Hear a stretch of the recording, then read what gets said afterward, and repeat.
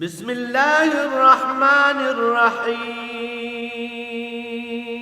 الرحمن علم القرآن.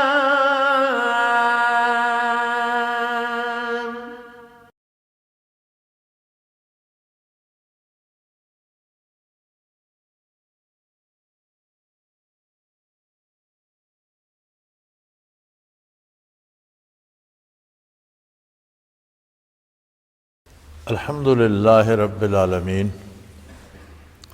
والصلاة والسلام علی حبیبہ محمد وآلہ وصحبہ اجمعین. اعوذ باللہ من الشیطان الرجیم. بسم اللہ الرحمن الرحیم. الحمد للہ الذی انزل علی عبدہ الکتاب ولم یجعل لہ عوجا قیما لینذر باسا شدیدا من لدنہ ویبشر المؤمنین الذین یعملون الصالحات ان لهم اجرا حسنا ماکثین فیہ ابدا وینذر الذین قالوا اتخذ اللہ ولدا ما لهم به من علم ولا لآبائهم کبرت کلمۃ تخرج من افواہہم ان یقولون الا کذبا.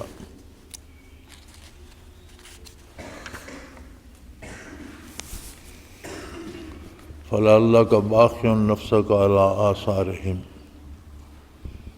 ان لم یؤمنوا بہذا الحدیث اسفا انا جعلنا ما علی الارض زینۃ لہا ولنبلوہم ایہم احسن عملا وانا لجاعلون ما علیہا صعیدا جرزا ام حسبت ان اصحاب الکہف والرقیم کانوا من آیاتنا عجبا اذ آوى الفتية إلى الكهف فقالوا ربنا آتنا من لدنك رحمة وهيئ لنا من أمرنا رشدا فضربنا على آذانهم في الكهف سنين عددا ثم بعثناهم لنعلم أي الحزبين أحصى لما لبثوا أمدا.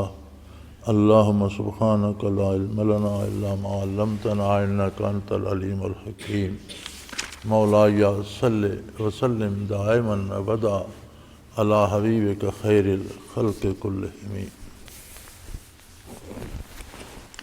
سورہ کہف یہ بھی ان صورتوں میں سے ہے جو مکہ مکرمہ میں نازل ہوئیں.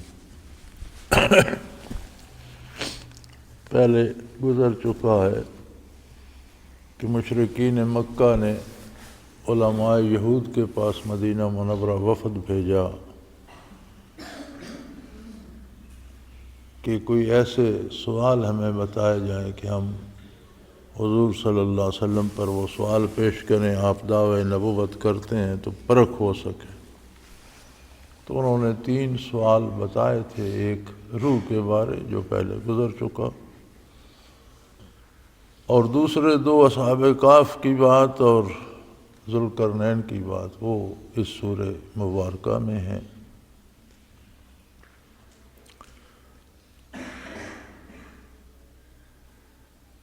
اصحاب کہف چند نوجوان تھے اور امیر گھرانوں کے اچھے بچے تھے. بادشاہ بے دین تھا، کافر تھا، دین عیسوی کا زمانہ تھا. یہ نوجوان دین پر تھے، ان کا عقیدہ درست تھا.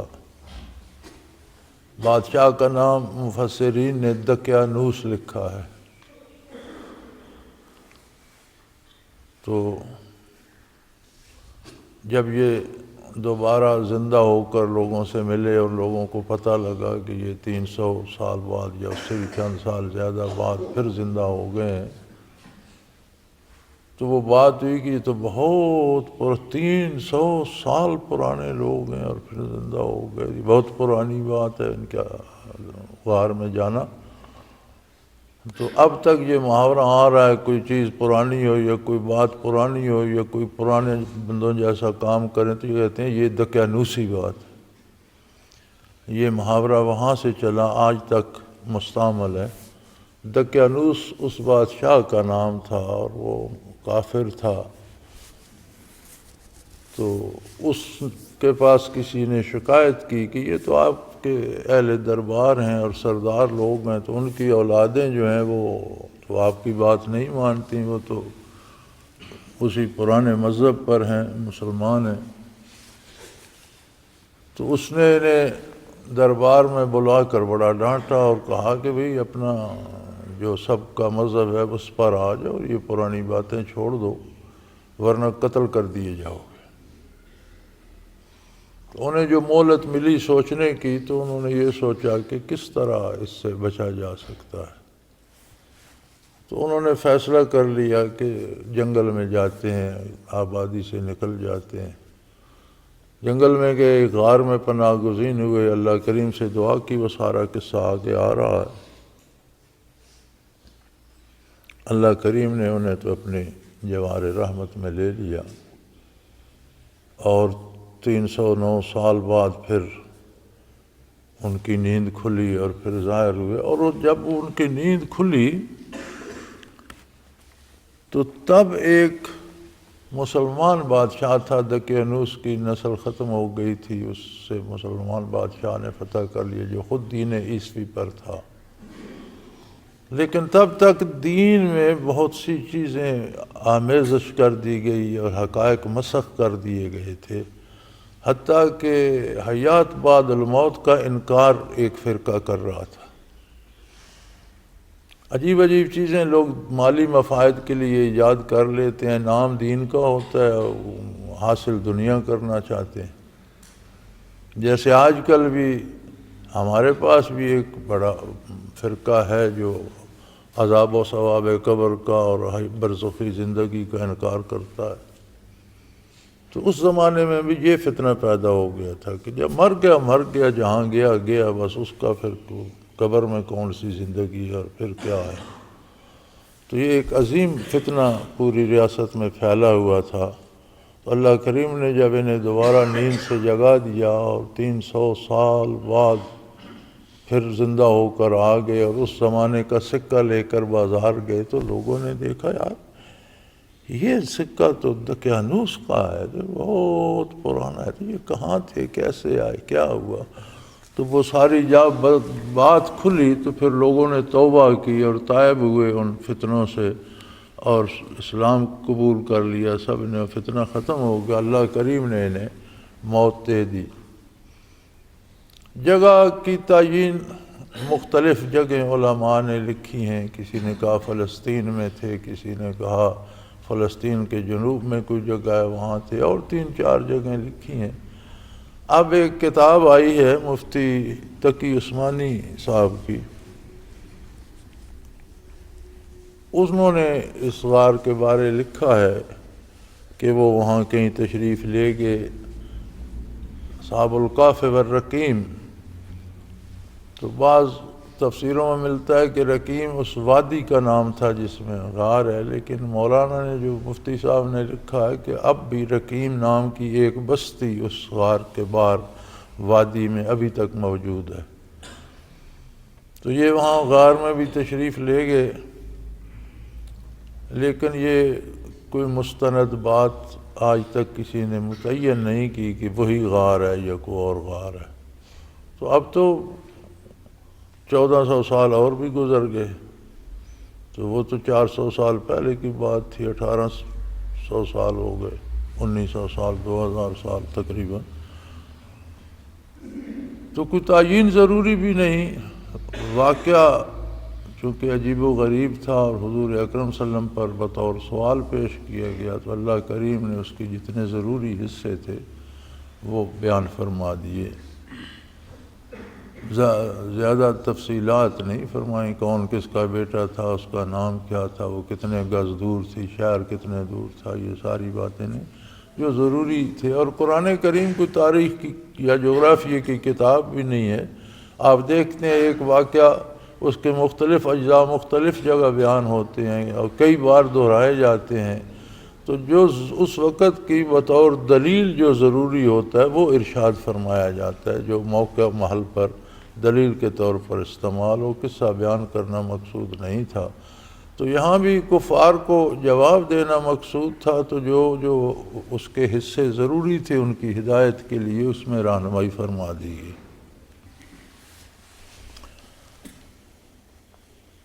یہ اللہ کی حکمت ہوتی ہے کہ 300 سال پہلے ان لوگوں کو غار میں پہنچایا، انہیں 300 سال ان پر نیند غالب رہی، سوئے رہے۔ اللہ کریم فرماتے ہیں کہ ہم ان کے خود پہلو بدل دیتے تھے، تو 300 سال بعد جب وہ دوبارہ زندہ ہوئے اور یا دوبارہ ہوش میں آئے تو لوگوں کی ہدایت کا سبب بنے اور حیات بعد الموت کی بھی دلیل بن گئے۔ تو اللہ کا اپنا نظام ہے۔ اسی طرح ہماری نسبت اویسیہ کا آپ دیکھیں تو حضرت سلطان العارفین رحمۃ اللہ تعالیٰ علیہ کو اللہ کریم نے مدینہ منورہ سے چلایا، انہیں ذوق شہادت پیدا ہوا، غزوۃ الہند کی غرض سے مدینہ منورہ سے چل کر یہاں بر صغیر میں پہنچے، وصال ہو گیا۔ تو 300 سال تک ان کی قبر کا جو ایک رواجی احترام ہوتا ہے کسی بزرگ کا وہ تو رہا، لیکن کسی نے ان سے استفادہ نہیں کیا، کوئی واقعہ ملتا نہیں ہے تاریخ میں۔ پہلے ہستی تھی حضرت خواجہ عبد الرحیم رحمۃ اللہ تعالیٰ علیہ، ان کے والد بھی صوفی تھے، مراقبات ثلاثہ انہوں نے والد گرامی سے حاصل کیے، آگے کوئی نہیں مل رہا تھا جو رہنمائی کرتا، مشاہدات تھے، یہاں پہنچے، ملازمت میں تبادلہ ہو گیا یہاں، تو اس غرض سے یہاں پہنچے تو قبر پر گئے تو مکاشفات تھے، حضرت سے رابطہ ہو گیا، مراقبات ثلاثہ لے کر آئے تھے، حضرت رحمۃ اللہ علیہ نے فنا فی الرسول فنا بقا تک مراقبات برزخ سے کرا دیے۔ پھر حضرت رحمۃ اللہ علیہ اپنے کام سے وہاں گئے تو خواجہ عبد الرحیم رحمۃ اللہ سے ملاقات ہوئی، بات چل رہی تھی کہ کیا صاحب قبر بات سن سکتا ہے یا نہیں، برزخ میں بات ہو سکتی ہے یا نہیں۔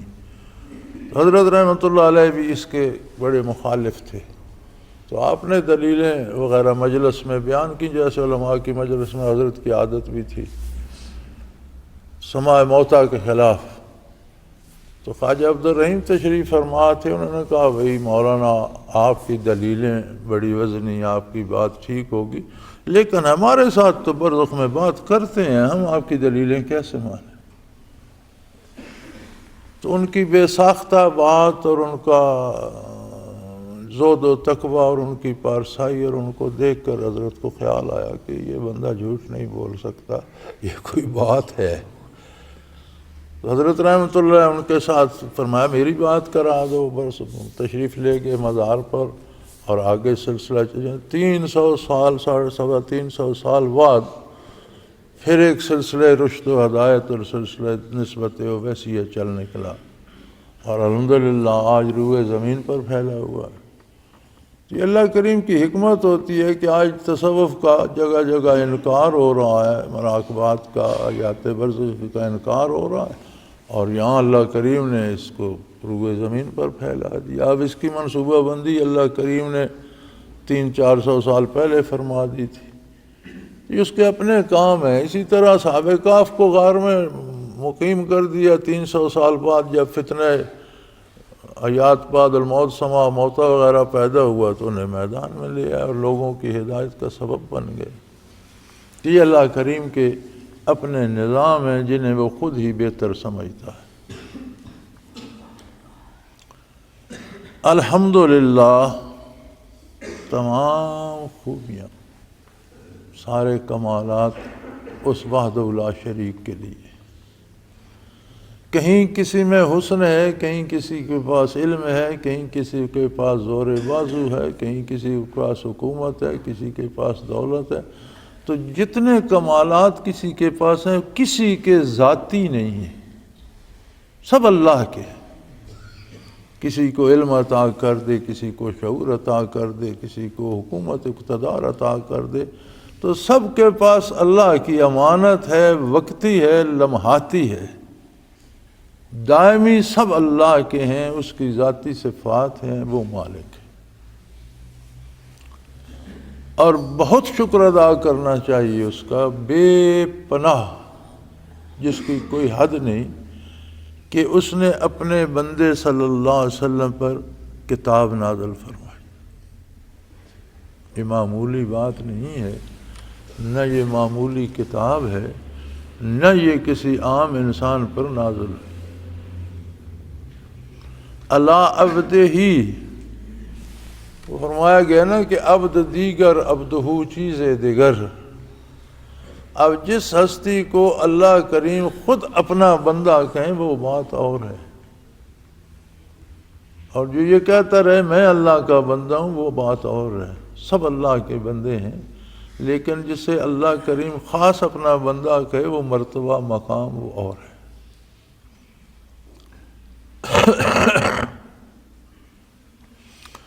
تو فرمایا سب تعریفیں اس اللہ کے لیے ہیں جس نے اپنے محبوب پر یہ کتاب اتاری۔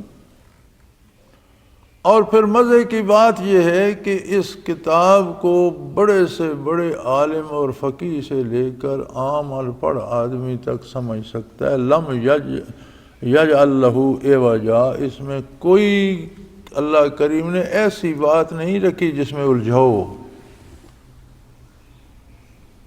ہر بات بڑی صاف، بڑی عام فہم اور ایک عام آدمی کی سمجھ کے مطابق ہے۔ یہ اس کا کرم ہے، اس کا احسان ہے، ورنہ اتنی مشکل ہوتی کہ میں علماء ہی سمجھ سکتے، دوسرے کو پتہ ہی نہ چلتا، تو عام آدمی تو اس کے فیض سے محروم رہتا۔ یعنی ایسی بے نظیر، لا زوال اور بے مثال کتاب نازل فرمائی کہ نزول سے لے کر قیامت تک ہر دنیا کے ہر گوشے، ہر ملک، ہر موسم، ہر قوم کے مزاج کے مطابق ہر سوال کا جواب موجود ہے۔ اس کے بعد کسی کتاب کے نزول کی ضرورت ہی نہیں رہی۔ اپنے خاص بندے پہ اتاری جو اتنا عالی شان نبی ہے صلی اللہ علیہ وسلم، کہ جس کی بعثت کے بعد قیامت تک کسی نئے نبی کی ضرورت ہی نہیں۔ پوری انسانیت کے لیے، ہمیشہ کے لیے، یہ جو ہم ختم نبوت پہ دلیلیں دیتے رہتے ہیں نا، اسے اگر ہم تکمیل نبوت کہہ لیں تو دلیلوں کی ضرورت ہی نہیں پڑے۔ نبی کریم صلی اللہ علیہ وسلم نے خود بھی یہی مثال ارشاد فرمائی ہے، حدیث پاک میں موجود ہے کہ نبوت ایک شاندار خوبصورت عمارت تھی، تو جب کوئی اس کے گرد پھر کر دیکھتا تو ایک اینٹ کی جگہ خالی تھی، تو اسے حیرت ہوتی کہ اتنی شاندار عمارت ہے اور اس میں ایک دیوار میں جو ہے وہ اینٹ کوئی نہیں ہے، خلا ہے۔ حضور فرماتے ہیں میں وہ سل ہوں، میں وہ اینٹ ہوں، میں وہ ہستی ہوں جس سے اس خلا کو پر کر دیا گیا اور عمارت مکمل ہو گئی۔ اب اس میں کوئی سوئی رکھنے کی بھی تکمیل کے لیے ضرورت نہیں ہے، لہذا میرے بعد قیامت تک کوئی نیا نبی نہیں ہو۔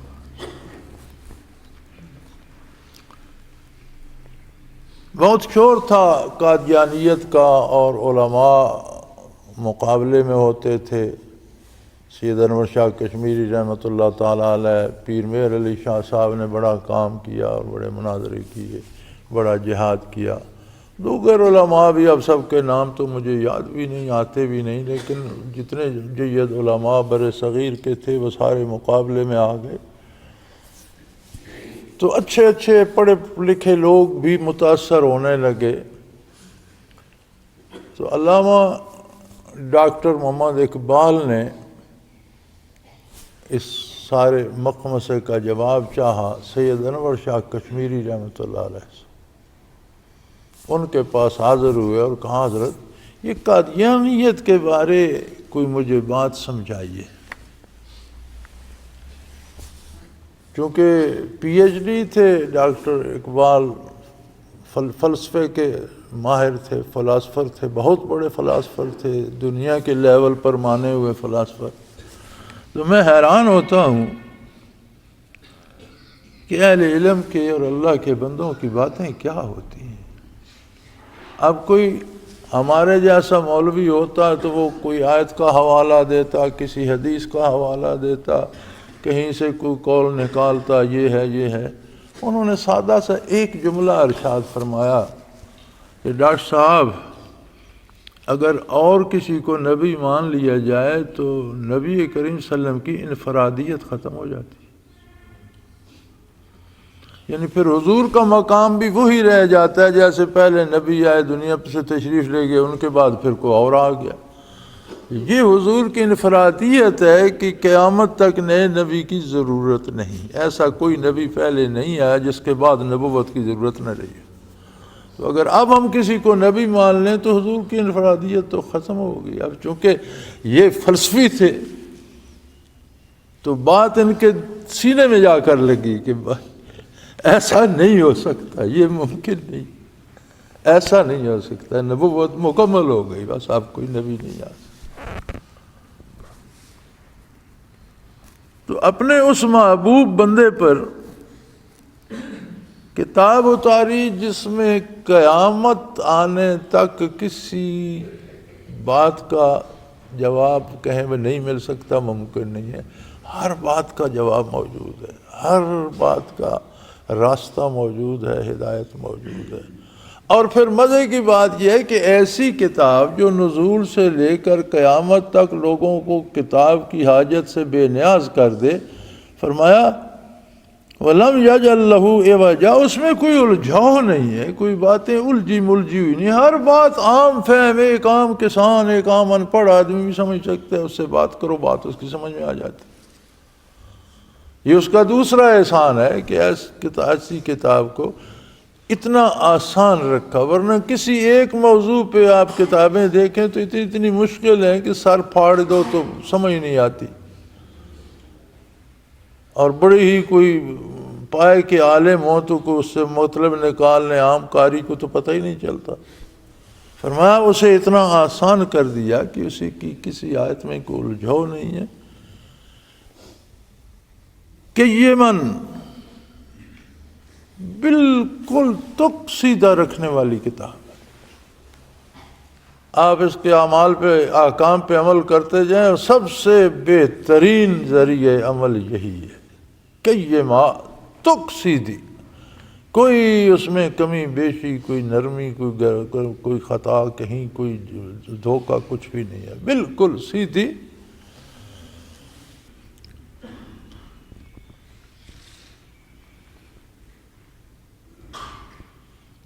لِيُنذِرَ بَأْسًا شَدِيدًا مِّن لَّدُنْهُ، اور انسان جو کوتاہیاں کرتا ہے، عقائد میں خرابی کرتا ہے یا اعمال میں خرابی کرتا ہے، اس کا جو نتیجہ یوم حشر سامنے آئے گا یا بعد الموت سامنے آتا ہے، اس وقت انسان گھبرا جاتا ہے، یہ کیا ہو گیا، وہ سارا منظر یہ یہاں زندگی میں پیش کر دیتی۔ یہ بہت بڑا احسان عظیم ہے اللہ کریم کا کہ بندہ بیچارہ دھوکے میں نہیں مارا جاتا، اپنی برائی، اپنے گھمنڈ، اپنے تکبر یا اپنی غفلت سے مارا جاتا ہے۔ اس نے یہ اہتمام کر دیا ہے کہ اتنی عظیم الشان کتاب، اتنے عظیم الشان نبی پر نازل فرمائی، اور قیامت تک اس کی حفاظت کا ذمہ بھی لے لیا، تو یہ تو بڑے احسان ہیں اس کے۔ اب اگر اس کے باوجود کوئی اسے پڑھے ہی نہیں، سمجھنے کی کوشش ہی نہ کرے، جاننے کی کوشش ہی نہ کرے، تو یہ محرومی اس کی ہے۔ یہ اللہ کی طرف سے چٹھی ہے انسانوں کے نام، ساری انسانیت کو دعوت دیتی ہے۔ تو یار کسی کے پاس کسی غریب کا خط بھی آ جائے، اپنے سے کم تر کا بھی آ جائے، تو وہ پڑھتا تو ضرور ہے کہ کیا ہے اس میں۔ اللہ کریم کی طرف سے اتنا عظیم و شان خط آئے جس میں کوئی کجی کوتاہی نہ ہو، کوئی الجھاؤ نہ ہو، تو بندہ ساری زندگی اسے پڑھنے کا تکلف اور سمجھنے کا تکلف بھی نہ کرے، تو پھر جرم کس کا ہے؟ اور جو ایمان لاتے ہیں، ایمان والے کون ہیں؟ یبشر المومنین الذین یعملون الصالحات، اور جو ایمان والے ہیں، ایمان والوں کی آگے تعریف کی کہ ایمان والے وہ ہیں جو عقائد و احکام پر عمل بھی کرتے ہیں، عمل الصالحات، جو نیک کام کرتے ہیں۔ عمل صالح کون ہے؟ جس عمل کا حکم قرآن نے دیا ہے، جو عمل حضور نے فرمایا ہے وہ صالح، جس سے حضور صلی اللہ علیہ وسلم نے روک دیا ہے اور جس سے قرآن نے منع کر دیا وہ غیر صالح۔ اللہ کے رسول کی اطاعت میں جو عمل بھی ہے وہ صالح ہے۔ نیند بھی عبادت ہے اگر سنت کے مطابق کی جائے، قتل کرنا بھی عبادت ہے اگر شرعی حکم کے مطابق کیا جائے، اپنی خواہش نفس سے کیا جائے تو عظیم ترین جرم ہے۔ جہاں معاف کرنے کا حکم دیا ہے، صلح کا حکم دیا ہے، وہاں صلح کرنا، معاف کرنا عبادت ہے۔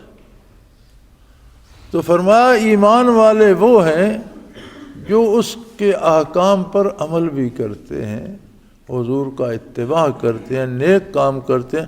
ان لہم اجرا حسنا، ان کو بھی یہ کتاب بھولتی نہیں ہے، ان کو بھی اخروی بہترین انعامات کی خوشخبری دیتی۔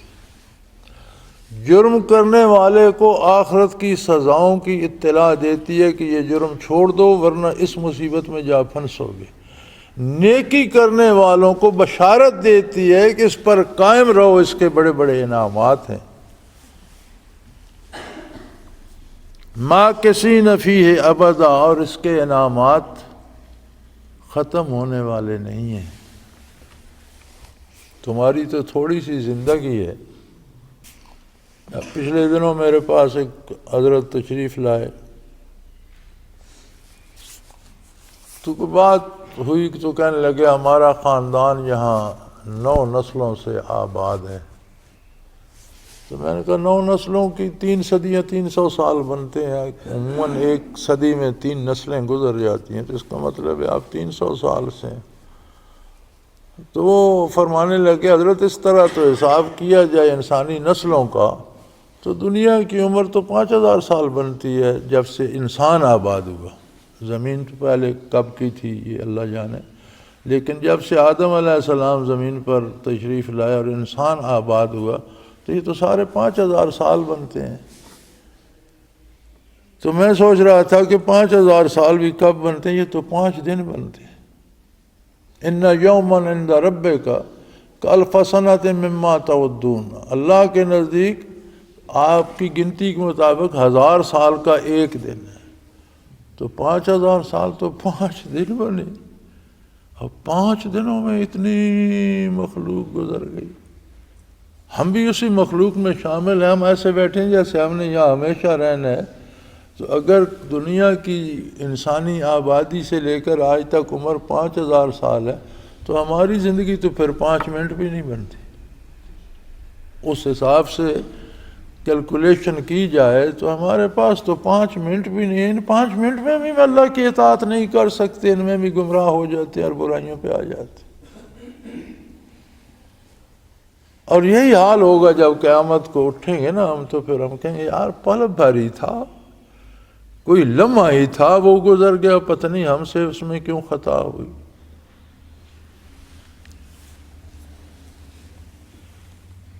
تو فرمایا آخرت کے جو انعامات ہوں گے جن کی خوشخبری یہ کتاب دے رہی ہے، ماکثین فیہ ابدا، وہ ہمیشہ کے لیے ہوں گے، ان میں زیادتی ہوگی، کمی نہیں ہوگی۔ انعام یافتہ لوگ ان میں ہمیشہ رہیں گے۔ وَيُنذِرَ الَّذِينَ قَالُوا اتَّخَذَ اللَّهُ وَلَدًا، اور جو عقیدے کی خرابی کرتے ہیں، جو کہتے ہیں اللہ کا بیٹا ہے۔ دیکھیں گمراہیاں تو اور بھی بہت ہیں۔ اللہ کے ساتھ مخلوق نے شریک بنا لیے، بت بنا لیے، انسانوں کو، جنوں کو، فرشتوں کو شریک کر لیا۔ یہ بارش برساتا ہے، یہ بیماری سے صحت دیتا ہے، یہ روزی دیتا ہے۔ لیکن ایک نکتہ ان سب کفریات میں سب سے شدید ہے، جن لوگوں نے کہا اللہ کا بیٹا ہے۔ یعنی یہ اتنا شدید کفر ہے، اتنا شدید کفر ہے کہ ہر طرح کے کفر و شرک سے یہ بڑھ کر ہے۔ اللہ کی صفات میں لوگوں نے شریک کیے، یہ ذات باری پر سیدھا الزام آتا ہے اور ذات کو تقسیم کرنے کی بات ہے۔ تو فرمایا یہ کتاب ایسے لوگوں کو جو یہ کہتے ہیں کہ اللہ کی اولاد ہے، انہیں بڑا ڈراتی ہے کہ ایسا نہ کہو، یہ بہت جرت ہے، یہ بہت بڑا جرم کر رہے ہو تم، یہ بہت بڑی گستاخی کر رہے ہو، اور اس لیے کر رہے ہو کہ تمہارے پاس کوئی دلیل بھی تو اس بات کی نہیں ہے۔ یہ اگر اللہ کریم کی اولاد مانتے ہو تو کیا اس ساری کائنات میں لوگوں کی کتنی اولادیں اور نسلیں کب سے چل رہی ہیں، آدم علیہ السلام سے اور نوح علیہ السلام سے لے کر آج تک، تو پھر اللہ کی نسل کیوں نہ چلی، کدھر گئے؟ یعنی اللہ کریم کا صرف ایک ہی بیٹا مانتے اور پھر وہ سلسلہ ختم ہو گیا، تو اللہ کریم تو موجود ہے، پھر اولاد اور کہاں ہے؟ یہ تو عام آدمی کی بات ہے، تمہاری بات تو نری جہالت ہے، اس میں کوئی علمی دلیل نہیں ہے۔ یہ کیسے ہو سکتا ہے کہ مخلوق کی نسل تو باقی رہے اور خالق کی نسل ختم ہو جائے؟ یہ عجیب بات ہے۔ بنانے والے کی اگر نسل ہے، اولاد ہے، تو پھر آج بھی تو کو ہونا چاہیے۔ ما لہم بہ علم، یہ جاہل ہے، جہالت کی باتیں کرتے ہیں، علم ہی نہیں ہے۔ لا لآبائہم، اور نہ ان کے باپ دادوں کے پاس کوئی علم تھا کہ آج تک اس پر کوئی انہوں نے علمی دلیل قائم کی ہو، ان کے پاس کوئی علمی دلیل ہی نہیں۔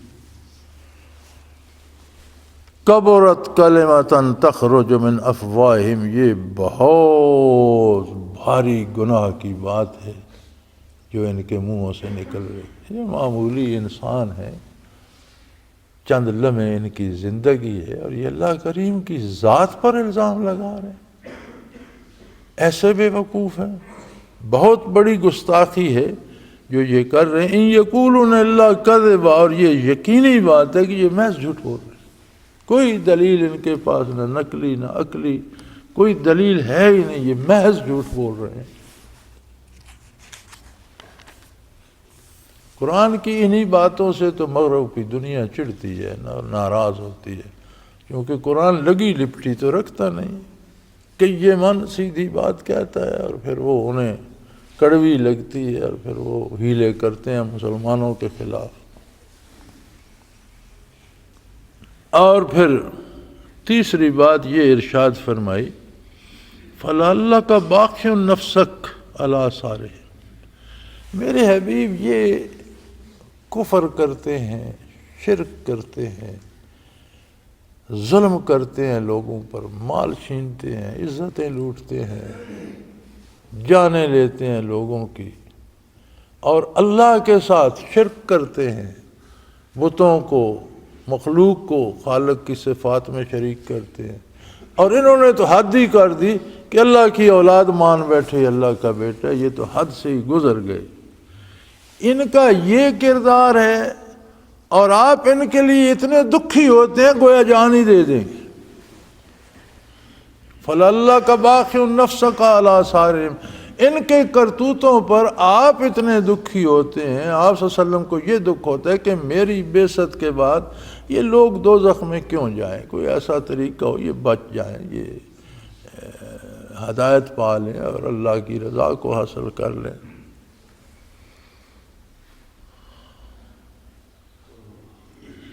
سبحان اللہ۔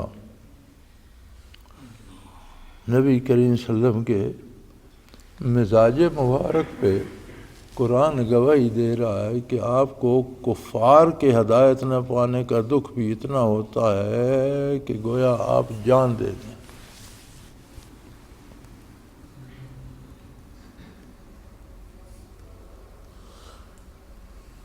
باخع نفسک علی آثارہم ان لم یؤمنوا بہذا الحدیث اسفا، اگر یہ قرآن پر ایمان نہیں لاتے تو آپ صلی اللہ علیہ وسلم کو اتنا دکھ ہوتا ہے کہ گویا بندہ جان ہی دے دے گا۔ اس بات پہ اللہ کریم حضور کی تسلی فرما رہے ہیں اور آگے بات کر رہے ہیں کہ یہ دنیا کا نظام ایسا ہی ہم نے بنایا ہے، یہ ایک دھوکہ ہے، زینت ہے دنیا کی، مال و دولت، اقتدار، یہ دنیا کی زیب و زینت کے لیے ہے۔ کوئی اس میں پھنس، یہی امتحان ہے، کوئی اس میں پھنس جاتا ہے، کوئی اس میں نہیں پھنستا، دنیا کا مال بھی اس کے پاس ہو، حکومت بھی ہو، پھر بھی اطاعت الہی سے باہر نہیں نکلتا۔ تو یہ اللہ کریم کا اپنا نظام ہے، کسی کے پاس دولت نہیں ہے تو وہ بھی تو گمراہ ہو سکتا ہے، کتنے غریب بھی تو گمراہ ہیں، ضروری نہیں کہ امیر ہی گمراہ ہو، غریب بھی گمراہ پھرتے ہیں اور بے عمل پھرتے ہیں، اللہ کی اطاعت نہیں کرتے۔ تو یہ ایک آزمائش رکھی ہے اللہ نے کہ دنیا کو اس نے خود سجایا ہے۔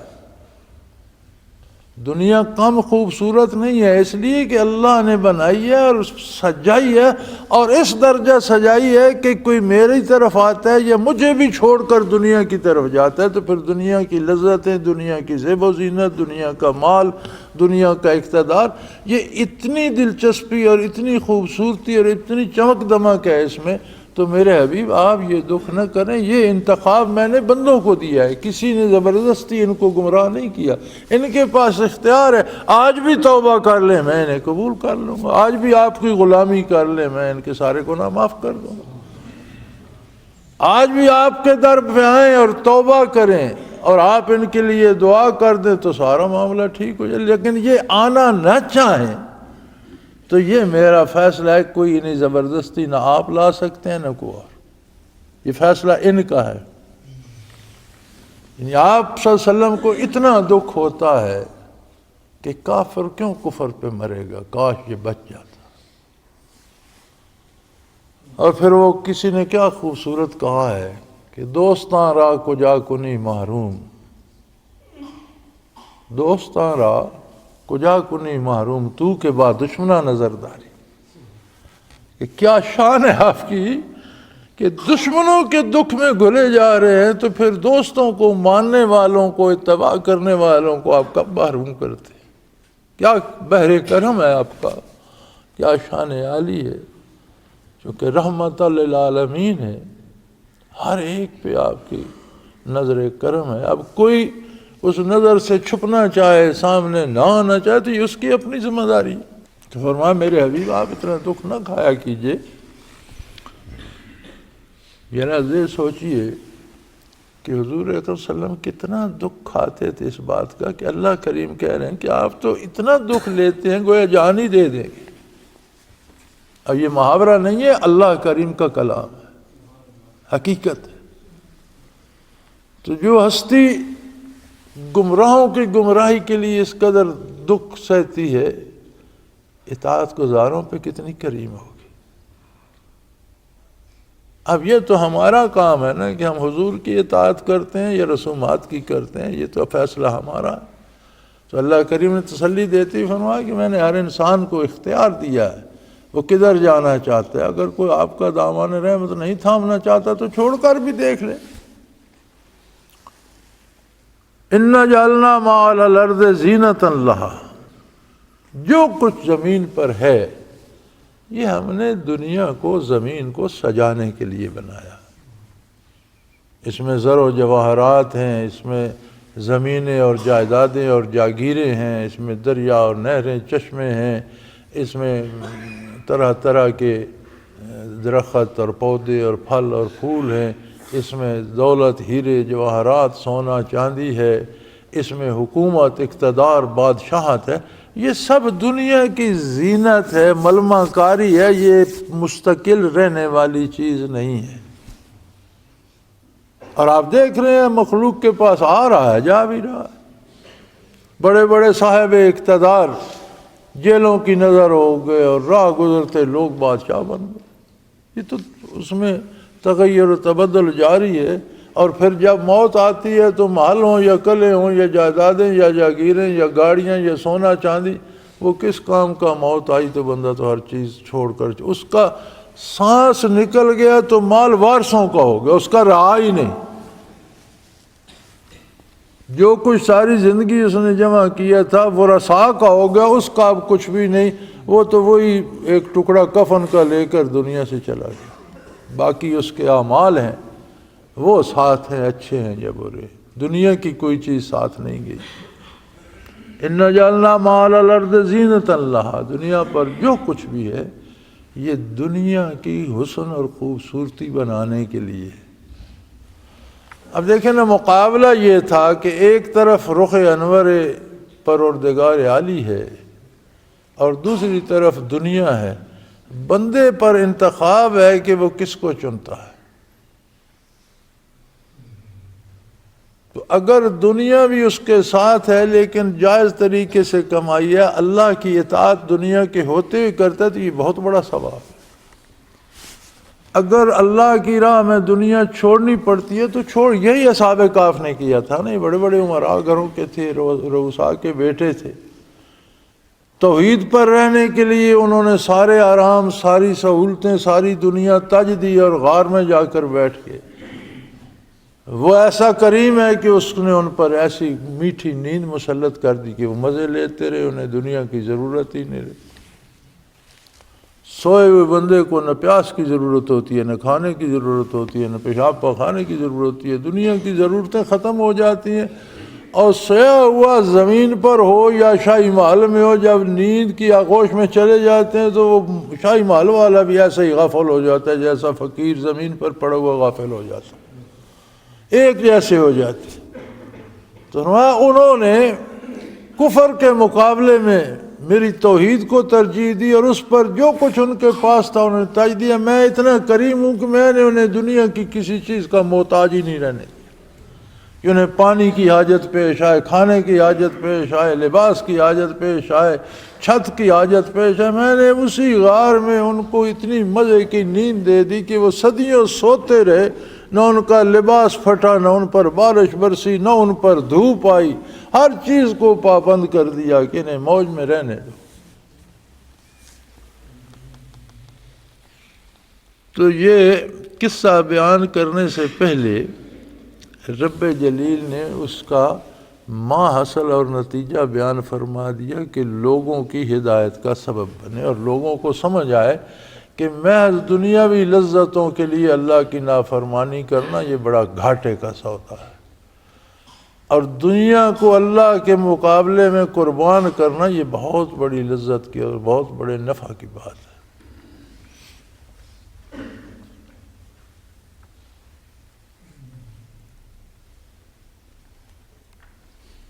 اور اس کا ہوگا کیا؟ وَإِنَّا لَجَاعِلُونَ مَا عَلَيْهَا سَعِيدًا جُرُزًا. یہ جو دنیا کی زیب و زینت ہم نے بنائی ہے، مال و دولت، حکومت و اقتدار، بادشاہتیں، جائیدادیں، یہ وہ، ایک دن آ رہا ہے یہ کچھ بھی نہیں رہے گا. ہم ساری زمین کو ٹھوک ٹھاک کر صاف چٹیل میدان کر دیں گے. نہ کوئی محل ہوگا، نہ بینک ہوگا، نہ دولت ہوگی، نہ بینک بیلنس ہوگا، نہ کسی کے پاس نئے لباس ہوگا، نہ گاڑیاں ہوں گی، نہ جیپیں ہوں گی، کچھ نہیں ہوگا. اِنَّا لَجَاعِلُونَ مَا عَلَيْهَا سَعِيدًا جُرُزًا. جو کچھ زمین پر ہے اس سب کو فنا کر کے ہم زمین کو ایک صاف میدان بنا دیں. لوگ چھوڑ چھوڑ کر چلے جائیں گے، نئے آنے والے اسے لپٹتے جائیں گے، لیکن بالآخر ہوگا کیا؟ سب کچھ فنا ہو جائے گا. اب بات فرماتے ہیں ام حسبت ان اصحاب الکہف والرقیم کانوا من آیاتنا عجبا. آپ کیا خیال کرتے ہو اے مخاطب، یہ غار والے اور پہاڑ والے، رقیم والے ہماری عجائب آیت قدرت میں سے عجیب تھے؟ فرمایا چند انسانوں کو 3 صدیاں کھائے پیے جاگے بیٹھے اٹھے چلے پھرے بغیر اسی طرح صحت مند زندہ رکھنا، یہ تمہیں بڑا عجیب لگتا ہے؟ اور اس ساری کائنات کو کب سے میں نے بنایا اور ذرے ذرے کو قائم کر رکھا ہے، یہ تمہیں عجیب نہیں لگتا؟ یہ 300 سال تک ان کا سویا رہنا، لباس کا درست رہنا، جسم کا صحیح رہنا، کوئی خرابی نہ ہونا، گرمی سردی کا کوئی اثر نہ ہونا، کوئی زکام نزلہ نہ ہونا، کوئی بیماری نہ آنا، کوئی کسی قسم کی احتیاج نہ رہنا کہ پانی کھانے پینے کسی چیز کی، کوئی ہر چیز سے میں نے انہیں بے نیاز کر دیا تھا. یہ تو تم لوگوں کو بڑا عجیب لگتا ہے، لیکن کیا یہ ساری کائنات کب سے میں نے بنائی ہے، کب تک چلوں گا، اس کی سمجھ تو نہیں آتی. صرف 3-4 افراد 5 افراد تھے یا 8-7 تھے، ان کا قائم رکھنا عجیب لگتا ہے، اور اتنی کائنات کا زمینوں و آسمانوں کی اور عرش کی مخلوق کو قائم رکھنا یہ اس سے بڑی بات نہیں ہے. اس پر غور کیوں نہیں کرتے ہو؟ میری عظمت کو قبول کیوں نہیں کرتے ہو؟ میری اطاعت کیوں نہیں کرتے ہو؟ یہ سب کچھ تمہیں نظر نہیں آتا؟ جسے کس نے قائم کر رکھا؟ انسان، حیوان، چرند پرند، کتنی جن انسان، کتنی مخلوقات زمینی آسمانی، سمندری، آبی، صحرائی، کتنی مخلوق ہے، ہر مخلوق کو اس کی ہر ضرورت پہنچانا اور اسے قائم رکھنا، یہ تو میری عظمت، میری شان ہے، تمہیں یہ نظر نہیں آتی؟ سوال کرنے والوں سے ارشاد ہو رہا ہے کہ تمہیں یہ چند انسانوں کو قائم رکھنا تو بڑا عجیب لگا، اور اتنی وسیع کائنات کو جسے میں نے قائم کر رکھا، یہ تمہیں میری عظمت کی دلیل نظر نہیں آتی؟ اذ آوى الفتية إلى الكهف فقالوا ربنا آتنا من لدنك رحمة وهيئ لنا من أمرنا رشدا۔ یہ تو چند نوجوان تھے، جب انہیں بادشاہ نے مجبور کیا کہ دین چھوڑ دو اور ہمارے ساتھ کفر و شرک میں شامل ہو جاؤ ورنہ قتل کر دیے جاؤ گے، تو انہوں نے دین کی بجائے یہ ساری خوبصورت دنیا چھوڑ دی، مال و دولت، زر و جواہر، اقتدار و اختیار، عیش و عشرت، سب کو تج کر وہ ایک غار میں چلے آئے، اور انہوں نے پھر میری بارگاہ میں عرض کیا، جب وہ غار میں انہوں نے پناہ لی، فقالو، تو انہوں نے عرض کیا، ربنا آتنا من لدنک رحمہ وہیئ لنا من امرنا رشدا، اے ہمارے پروردگار، ہم سے یہی ہو سکتا ہے، ہم نے کفر و شرک اور بے دینی پر تیری عظمت کو ترجیح دی اور سب کچھ چھوڑ کر، اب ہمارے پاس نہ کھانا ہے، نہ پانی ہے، نہ لباس ہے، نہ بستر ہے، نہ گرمی سردی کا کوئی بچاؤ ہے، نہ بارش کا، ہم سب کچھ چھوڑ چھاڑ کر تیری بارگاہ میں، اب ہمارا انتظام کرنا تیری شان ہے، تو ہمیں قبول فرما، ہماری قربانی کو قبول فرما، اور ہیئ لنا من امرنا رشدا، آتنا من لدنک رحمہ، ہم کو اپنی دامان رحمت میں لے لے، اپنے دامان رحمت میں پناہ دے، اور ہمارے جینے کے سارے اسباب اب تو مہیا فرما، اب ہمارے بس میں کچھ نہیں ہے، یہاں نہ مزدوری کر سکتے ہیں، نہ ملازمت کر سکتے ہیں، نہ کھیتی باڑی کر سکتے ہیں، نہ ہمارے پاس کوئی چیز، نہ سامان، نہ لباس، نہ کھانا، نہ پانی، یہ غار ہے اور ہم ہیں، تو اللہ ہمارے اس آنے کو قبول فرما، ہمیں اپنے دامان رحمت میں لے دے، اور ہمارے یہ سارے کام بھی درست کر دے۔ اس نے انہیں اپنے جوار رحمت میں بھی لے لیا اور دنیا کی ساری ضرورتوں سے بھی فارغ کر دیا۔ یہاں مفسرین کرام لکھتے ہیں کہ دعا مانگنے کا سلیقہ یہ ہے کہ خود کو ذاتی خواہشات مفادات سے بالا کر کے اللہ کی بارگاہ میں پناہ لے لو، مکمل اطاعت الہی اختیار کر لو، پھر جب ہاتھ اٹھاؤ گے تو وہ خالی واپس نہیں آئے۔ اور یہ مکر اللہ سے نہیں چلتے کہ سارا دن تم جرم کرو، خلاف سنت، خلاف شریعت کام کرو، اور شام کو بیٹھ جاؤ بڑے رو رو کر دعائیں کرنے کے۔ فرمایا یہ مکر اللہ کے نزدیک نہیں چلتا۔ چوریاں کرو، ڈاکے کرو، اس کی مخلوق کو قتل کرو، لوگوں کو مال لوٹو، اور پھر ایک دن اکٹھے ہو کر بڑی جی رکت آمیز دعا کی تھی۔ فرمایا اس رکت آمیزی کی ضرورت نہیں ہے اسے، اپنے ساتھ دھوکے مت کرو،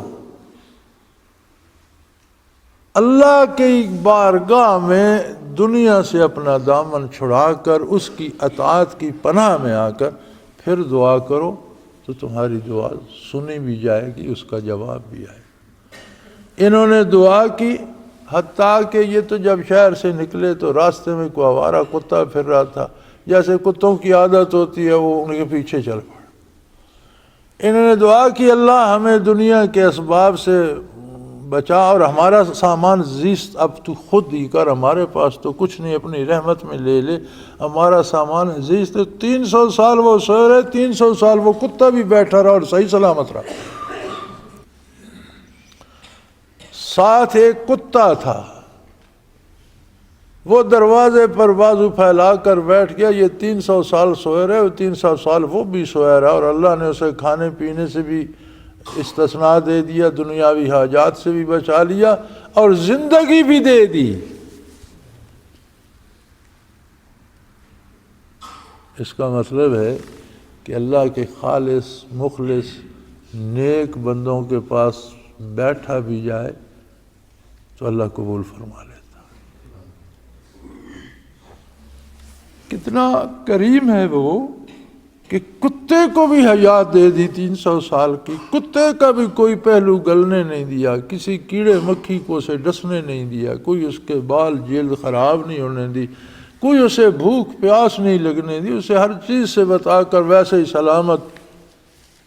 وَقَلْبُهُمْ بَاسِطٌ ذِرَاعَيْهِ بِالْوَسِيدِ، ان کا کتا بھی صدیوں بعد اسی طرح ہاتھ پھیلا کر بیٹھا ہوا ہے دروازے۔ یہ ہوتا ہے دعا کا اثر، لیکن دعا خالص اللہ کی اطاعت کر کے کی جائے۔ جرائم کرتے رہنا، برائی کرتے رہنا، اللہ کے رسول کے احکام کی خلاف ورزی کرتے رہنا اور مکر کرنا، آنسو بہا بہا کر دعائیں کرنا، یہ کوئی بات نہیں۔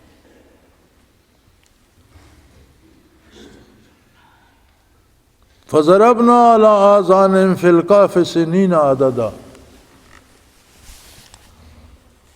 آج 21ویں صدی عیسوی جا رہی ہے۔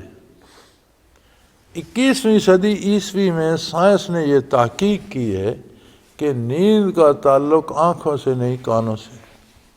یہ جدید ترین تحقیق ہے کہ نیند کا تعلق آنکھوں سے نہیں کانوں سے۔ ہم سمجھتے ہیں آنکھ بند ہوگی نیند آ گئی، ذرا سی آواز کان میں آئے تو نیند کھل جاتی۔ تو آج کی جدید سائنس کہتی ہے کہ نیند کا تعلق کانوں سے ہے، کانوں پہ ایک غلاف سا آ جاتا ہے، کان جب شور نہیں سنتے سکون ہو جاتا ہے تو آنکھیں بھی بند ہو جاتی ہیں، نیند آ جاتی ہے۔ لیکن کتنی گہری نیند ہو، آپ ذرا سا دروازہ کھٹکھٹائیں تو وہ آنکھوں کو تو متاثر نہیں کرتا، اس کی آواز تو کان میں جاتی ہے، نیند کھل جاتی ہے۔ قرآن کریم آج سے 1400 سال پہلے بتا رہا ہے کہ ہم نے ان کے کانوں پر نیند کا پردہ ڈال دیا۔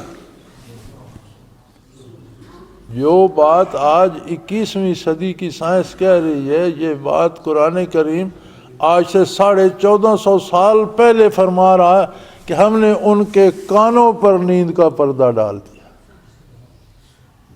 ہے نا اللہ کا کلام۔ اس وقت تو نہ یہ سائنس تھی، نہ یہ آلات تھے، نہ یہ تحقیقات تھیں، نہ یہ چیزیں تھیں۔ صحرائے عرب میں بیٹھا ہوا اللہ کا حبیب اللہ کی کتاب سنا رہا ہے، اور کتاب فرما رہی ہے، اللہ فرماتا ہے ہم نے ان کے کانوں پر نیند کا پردہ ڈال دیا۔ یہ کانوں پر نیند کا پردہ یہ قرآن نے کہا۔ آج 21ویں صدی میں اب سائنس کہتی ہے کہ نیند کے وقت ایک غفلت کا پردہ کانوں پہ آ جاتا ہے تو کوئی ڈسٹربنس نہیں ہوتی، آواز نہیں آتی تو آنکھیں بھی بند ہو جاتی ہیں، نیند آ جاتی ہے۔ اور جتنی گہری نیند ہو، آواز دے دیں کان کھل جائے تو نیند کھل جاتی۔ تو پہلے تو کسی نے یہ نہیں سوچا کہ قرآن نے ایسا کیوں کہا۔ اب جب سائنس نے یہ بات کی تو اب پتہ چلتا ہے کہ کیا قرآن نے حق بیان کیا تھا، کتنی حقیقت بیان کی۔ فَضَرَبْنَا عَلَىٰ آذَانِهِمْ فِي الْكَهْفِ سِنِينَ عَدَدًا، مدتوں، اس غار میں سال آ سال ہم نے ان کے کانوں پر نیند کا پردہ ڈال دیا۔ ثُمَّ بَعَثْنَاهُمْ لِنَعْلَمَ أَيُّ الْحِزْبَيْنِ أَحْصَىٰ بِمَا لَبِثُوا أَمَدًا، پھر ہم نے ان کو جگا اٹھایا کہ پتہ چلے